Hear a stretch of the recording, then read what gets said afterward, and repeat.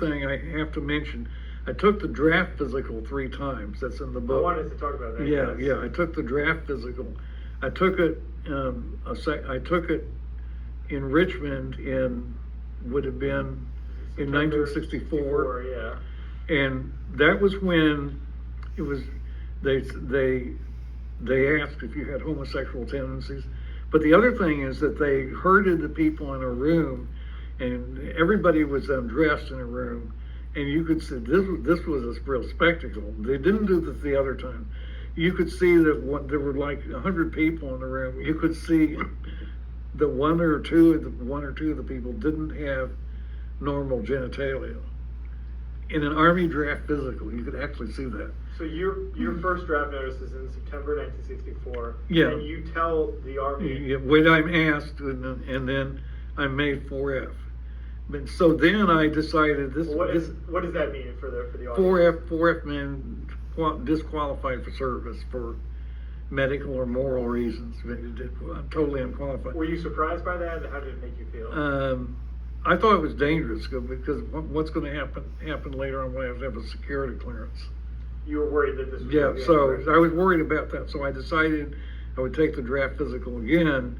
In 1966, it went from 4F to 1Y, but they did not ask any. What is 1Y?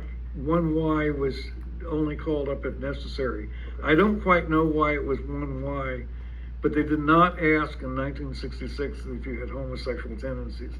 Oh, it's because you had psychiatric treatment before. Okay. But I didn't disclose the reason for the psychiatric treatment. They didn't really ask. It just made you 1Y.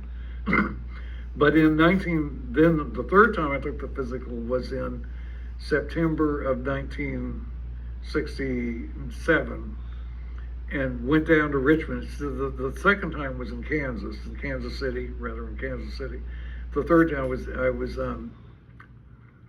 the last time I took it was in the summer of, I was still a graduate student, but I guess I took it right before the last semester. And I was 1A then, because they didn't ask me, they accepted the fact that you had psychiatric treatment, you still were 1A.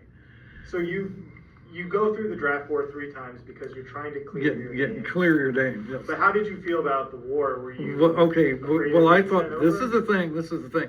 I had taught students at the last semester, and this time they didn't interfere. I probably had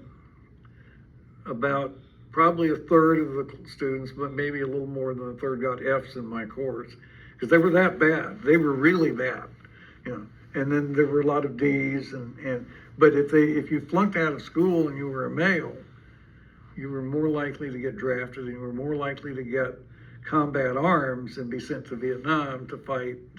You're more likely to become cannon fodder, basically. And so that's how it was. So I was participating, in a sense, on the other side of the fence. You know, I actually had the agency or the authority to expose somebody to a greater risk of being drafted by the grade I gave him. But if I read your book correctly, you also had volunteered for this is the thing. I had talked to recruiters and asked what would happen if I just allowed the draft to happen. And it was said, well, one of them in Arlington warned me that 95% chance you'll get combat. And so I volunteered for the draft for 2 years on the theory that it would get me might get me a softer assignment. And that worked. But in the meantime, I wound up at Special Training Company in basic training. So you do receive a draft notice? Yes, I do, but I go 2 weeks early. Okay. I go down on February the 7th.